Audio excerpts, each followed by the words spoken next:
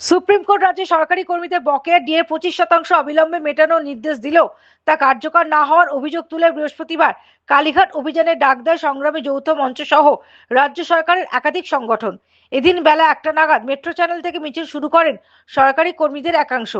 এদিকে অনুমতি না থাকায় মিছিল আটকাতে আগে থেকেই পদক্ষেপ নেওয়া হয়েছিল পুলিশের তরফে। লিন্সে স্ট্রিটের সামনে ব্যারিকেড করে পুলিশ।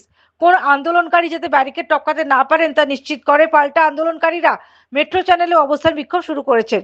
এদিকে এই অভিযানের জেরে শহরের অন্যতম প্রাণকেন্দ্র ধর্মতলায় যান চলাচল ব্যাহত হয়েছে, বন্ধ গাড়ি চলাচল। স্বাভাবিকভাবে ভোগান্তি পোহাতে হচ্ছে বহু সাধারণ মানুষকে। কখন ট্রাফিক পরিষেবা স্বাভাবিক হবে এখনো সে বিষয়ে কোনো সদুত্তর মেলেনি। কলকাতা ট্রাফিক পুলিশের সঙ্গে যোগাযোগ করা হলে তাদের দাবি যা যা ব্যবস্থা করা হয় এই ধরনের পরিস্থিতির ক্ষেত্রে সেই সমস্ত পদক্ষেপ করা হয়েছে। বর্তমানে ধর্মতলা চত্বরে রয়েছে ডিসি সেন্ট্রাল ইন্দিরা মুখোপাধ্যায়। সংগ্রামী যৌথ মঞ্চের যুগ্ম আহ্বায়ক ভাস্কর ঘোষ অভিযোগ করেছিলেন, সুপ্রিম কোর্টের রায় পরে বেশ কয়েকদিন কেটে গিয়েছে, কিন্তু ডিএ মেটানো নিয়ে কোনো উদ্যোগই দেখাচ্ছে না রাজ্য সরকার, আর তাই এই অভিযানের ডাক। Bureau report, the United India news.